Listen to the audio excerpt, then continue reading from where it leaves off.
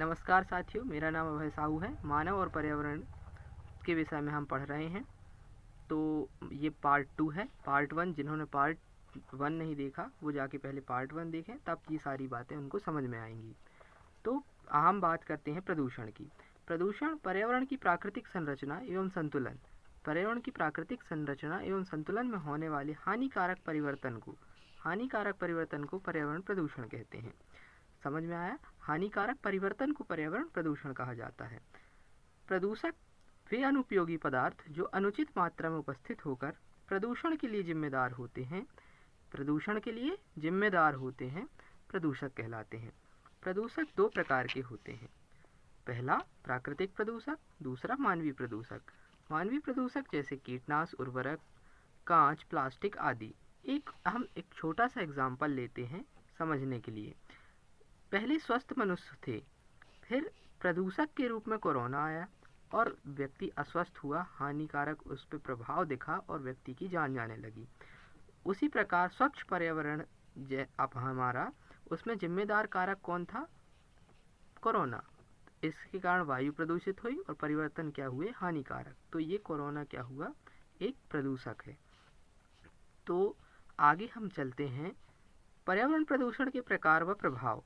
वायु प्रदूषण वायुमंडल के भौतिक, रासायनिक या जैविक गुणों में कोई ऐसा अवांछित परिवर्तन जिससे वायुमंडल की गुणवत्ता या वायु की गुणवत्ता नष्ट होती है, वायु प्रदूषण कहलाता है। तो अब देखते हैं इससे होने वाले प्रभाव क्या क्या हैं। CO2 की मात्रा जब वायुमंडल में बढ़ने से पृथ्वी के ध्रुवों में स्थित जो बर्फ जमी होती है, वो बर्फ क्या होती है? वो पिघलने लगती है, जिससे समुद्र जल स्तर बढ़ता है और वायु प्रदूषण के कारण अम्लीय वर्षा और ओजोन क्षेत्र भी हुए हैं। तो चलिए देखते हैं अम्लीय वर्षा क्या होती है। अम्लीय वर्षा कारखाने से निकलने वाली विषाक्त गैस है, जैसे सल्फर डाइऑक्साइड और nitric oxide. Sulphur dioxide, nitric oxide, ये दोनों ऑक्साइड्स वायुमंडल की गैसों से क्रिया करके, सल्फर डाइऑक्साइड वायुमंडल की गैस से क्रिया करके सल्फ्यूरिक अम्ल और नाइट्रिक ऑक्साइड वायुमंडल की गैसों से संपर्क करके नाइट्रिक अम्ल बनाती है और ये दोनों अम्ल वर्षा जल के साथ धरती में आ गिरते हैं। इसे ही क्या कहते हैं? अम्लीय वर्षा या तेजाबी वर्षा। इंग्लिश में इसे एसिड रेन कहा जाता है। एसिड रेन का सर्वप्रथम उपयोग 1873 में एक ब्रिटिश वैज्ञानिक ने किया था। हम बात करते हैं अब ओजोन छिद्र की। ओजोन छिद्र क्या होता है? हमारे वायुमंडल में समुद्र सतह से लगभग 20 से 35 किलोमीटर की ऊंचाई पर एक ऑक्सीजन की संगठित परत पाई जाती है, जिसे हम ओजोन के नाम से जानते हैं। तो एक हम डायग्राम के माध्यम से समझते हैं कि ओजोन छिद्र होता क्या है। ये सूर्य से निकलने वाली कुछ पराबैंगनी किरणें हैं। ये ओजोन परत जो क्या होती है? अवशोषित कर लेती है, जिससे क्या है? वायुमंडल में पराबैंगनी किरणें नहीं पहुंच पाती। समुद्र सतह से 20 से 25 किलोमीटर की ऊंचाई पर ओजोन परत है। अब क्या हुआ? फ्रिज, AC के उपयोग से CFC अर्थात क्लोरोफ्लोरोकार्बन आया। क्लोरोफ्लोरोकार्बन O3 जो अणु था, O3 को अपघटित करके ओजोन क्षेत्र को पतला किया। इससे क्या हुआ? पराबैंगनी किरणें अवशोषित हुई। इसी को ओजोन छिद्र के नाम से जाना जाता है। वास्तव में कोई होल नहीं होता है, उसका अर्थ ये होता है ओजोन परत का पतला होना। ओजोन छिद्र सर्वप्रथम अंटार्कटिका में 1985 में देखा गया था। ओजोन छिद्र से पराबैंगनी किरणें का प्रवेश होता है, जिससे त्वचा के कैंसर जैसी गंभीर बीमारियां उत्पन्न हो सकती हैं। वायु प्रदूषण के कारण ग्लोबल वार्मिंग भी होती है। तो हम आगे बात करते हैं। भारत में लगभग 90% सतही जल प्रदूषित हो गया है। भारत में गंगा, हुगली, दामोदर, गोमती, यमुना, गोदावरी आदि नदियां उद्योग और नगरों के अपशिष्ट से वाहित मल के जल के कारण प्रदूषित हो चुकी हैं। तो हम जल प्रदूषण के बारे में जान लेते हैं। आखिर जल प्रदूषण होता क्या है? पहले इसकी हम परिभाषा देखते हैं।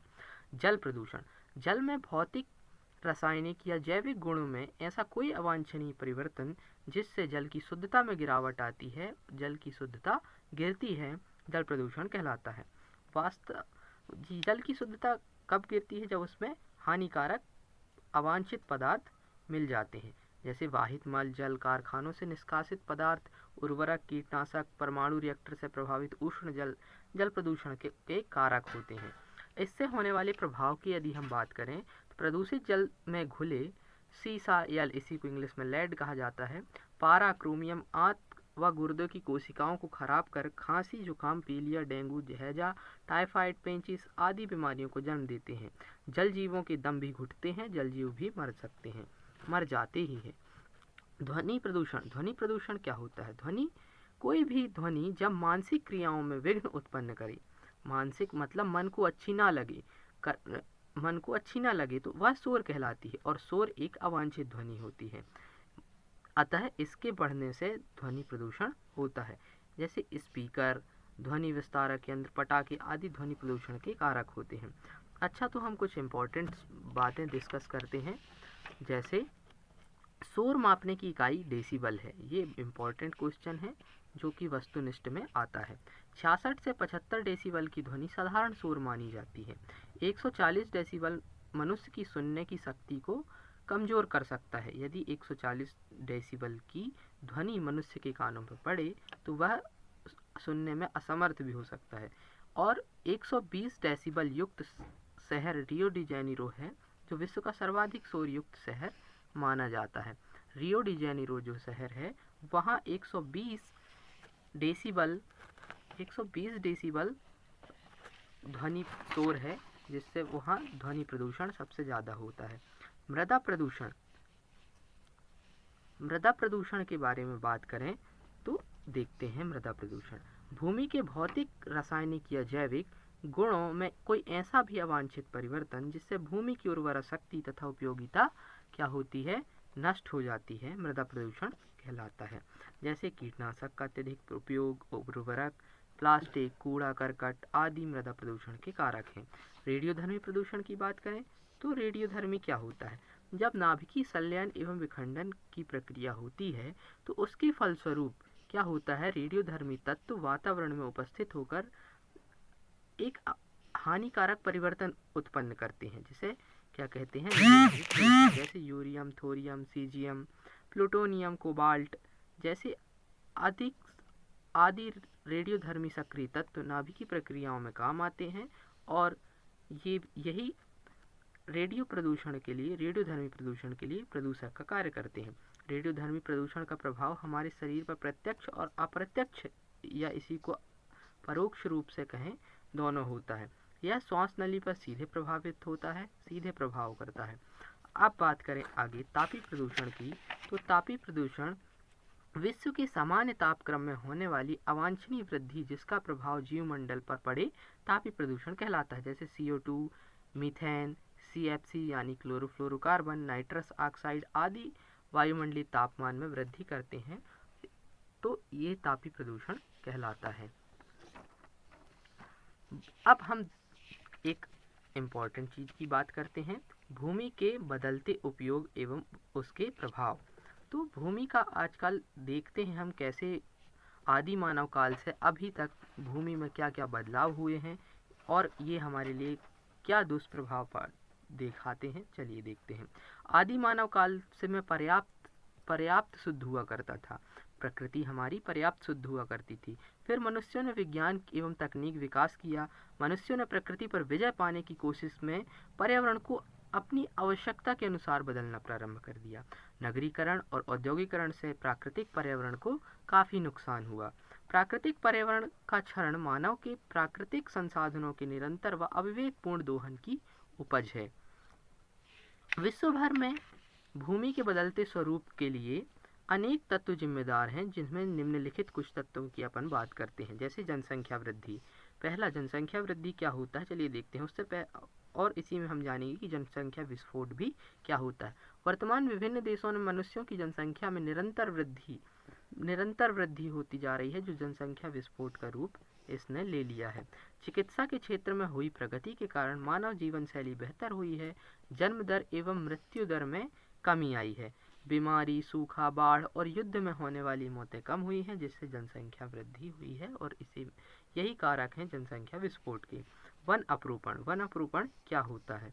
वन अपरोपण का अर्थ होता है वनों को काटना या किसी एक क्षेत्र से वनों का पूरा सफाया कर देना। तो स्थानांतरी कृषि जैसे पुरानी पद्धति वृक्ष को काटो और जलाओ का सिद्धांत अपनाया गया। फिर उस स्थान में कुछ समय तक कृषि कार्य किया गया और फिर उसे छोड़ दिया गया और फिर नए वनों को काट के फिर वहाँ कृषि किया गया। इससे क्या हुआ, वनों की जो संख्या है या वन नष्ट हुए, इससे वनों को काफ़ी नुकसान हुआ। भारत में पर्यावरण संतुलन के लिए कुल भूमि में लगभग 33% वन भाग होना चाहिए, लेकिन आज 21% वन भूमि ही शेष रह गई है। अब अतिचारण की जब हम बात करें तो पालतू पशुओं द्वारा वनस्पति के अधिक चारण की प्रक्रिया को अतिचारण कहते हैं। बहुत ज़्यादा जब पशु पक्षी किसी एक भूमि पर चारण करती हैं तो वह अतिचारण होता है। अतिचारण में होने से वहाँ वनस्पति शीघ्र पनप नहीं पाती। इसका दुष्प्रभाव यह होता है कि भूमि में जल नहीं सोख पाता और भूमि के अंदर भूमि को मरुस्थल बनने का खतरा बढ़ जाता है। अब हम देखते हैं एक और नए तत्व जो प्रकृति को कैसे विनाश कर रहे हैं। देखते हैं कृषि में हानिकारक कीटनाशक आदि के प्रयोग। तो भोजन की पूर्ति और बढ़ती मांग में हेतु किसान भाई रासायनिक खाद का भरपूर उपयोग कर रहे हैं। कीटनाशक का उपयोग एवं खरपतवार नाशक के छिड़काव कर रहे हैं, जिसके फलस्वरूप उपज तो बढ़ गई है लेकिन मृदा की उपजाऊ क्षमता वहीं धीरे धीरे कम होती जा रही है। निकट भविष्य में इसके बंजर होने का भी खतरा है। तो ये कृषि के हानिकारक कीटनाशक आदि के प्रयोग के कारण हुआ है। अति खनन क्या होता है, चलिए हम अति खनन के बारे में जानते हैं। खनन का अर्थ होता है धरती को खोदकर खनिज एवं अन्य पदार्थों को निकालना। किसको खोदकर? धरती को। भारत में लगभग 80,000 हेक्टेयर भूमि पर खनन कार्य हो रहा है। कितने हजार? ये भूमि में खनन करने के लिए पेड़ पौधों को काटा जाता है। इस खनन कार्य के परिणाम स्वरूप जल संचरण में रुकावट आती है। जल के संचरण में मतलब जल के बहने में, एवं प्रकृति पर इसका विपरीत प्रभाव पड़ता है। अब आगे एक अराजक तत्व जिसको कहें नगरीकरण। नगरों का विस्तार समीप के गांवों को मिलाकर किया जाता है। जैसे 4-5 गांव मिल गए तो वहाँ एक नगर सा बन जाता है। नगरों के विस्तार की क्रिया ही नगरीकरण कहलाती है। किसके विस्तार की प्रक्रिया? नगरों के विस्तार की प्रक्रिया नगरीकरण होती है। नगरीकरण में जनसंख्या के घनत्व सघन होने लगता है, जनसंख्या बढ़ने लगती है, लोग वहां आने लगते हैं। भारत में 4 महानगर जैसे दिल्ली, मुंबई, कोलकाता, चेन्नई में लगभग 6 करोड़ से भी ज़्यादा जनसंख्या निवास करती है और ये महानगर इस तरह अव्यवस्था, पेयजल समस्या, नगरीय प्रदूषण, बेरोजगारी एवं अशांति के शिकार होते जाते हैं। तो नगरीकरण से एक हमारी महत्व तो मतलब हमारी आवश्यकता तो पूरी होती है, लेकिन एक प्रकार से ये सारी जो मैंने आपको समस्याएं बताई इनका भी हम शिकार हो रहे हैं। औद्योगिकरण व झुग्गी विस्तार। वर्तमान की आवश्यकताओं की पूर्ति के लिए उद्योगों का विस्तार एवं उसकी संख्या में बढ़ोतरी होती जा रही है। उद्योगों की स्थापना एवं विस्तार को औद्योगिकरण के नाम से जाना जाता है। उद्योगों की स्थापना एवं विस्तार को औद्योगिकरण के नाम से जाना जाता है। वहीं एक और भीमकाय मशीनों को भूख मिटाने के लिए कच्चा माल उपलब्ध कराना पड़ता है। और ये कच्चा माल उपलब्ध कहाँ से होते हैं? वनों से। तो फिर वनों को काटा जाता है और कृषि वन भूमि भी उपयोग होती है इसमें। एक और उद्योग जहाँ अपने वरदान सिद्ध होते हैं, वहीं पर्यावरण के लिए एक अभिशाप भी है। और बड़े बांधों का निर्माण। बड़े बांधों का निर्माण भी हमारी जो प्रकृति है उसको बदलाव करने में कैसे देखते हैं, चलिए कैसे करती है। सिंचाई, जल विद्युत, नहर, मत्स्य पालन, नौका विहार, बाढ़ नियंत्रण के लिए बांधों का निर्माण किया जाता है। और ये आबादी के बाद तेजी से बांध का निर्माण हुआ। आज़ादी जो हमारी हुई, आज़ादी जब हमें प्राप्त हुई उसके बाद से बड़े बांधों का निर्माण तेजी से हुआ। इसके फलस्वरूप ज़रूरतें तो पूरी हुई, वहीं दूसरी ओर बांध के समीपस्थ आवास व्यवस्था जो है उसका भी विकास हुआ। इसके लिए फिर वहाँ की वनस्पतियों को हटाया गया, वहाँ के वनों को काटा गया। इसके फलस्वरूप वहाँ की कृषि योग्य भूमि नष्ट हुई और बांध बनाने से काफ़ी एरिए में काफ़ी जो अपना इलाका होता है उस पर पानी भर गया। इससे क्या है, वहाँ से मानव को हटाना पड़ा, मतलब विस्थापित हुए मानव, वहाँ से लोग हटे, वन्य जीव का भी विनाश हुआ और कृषि एवं वन भूमि में कमी आई। वहाँ के एरिया में पानी भर गया तो वहाँ की उपजाऊ भूमि जो थी वहाँ कमी आई। तो धन्यवाद।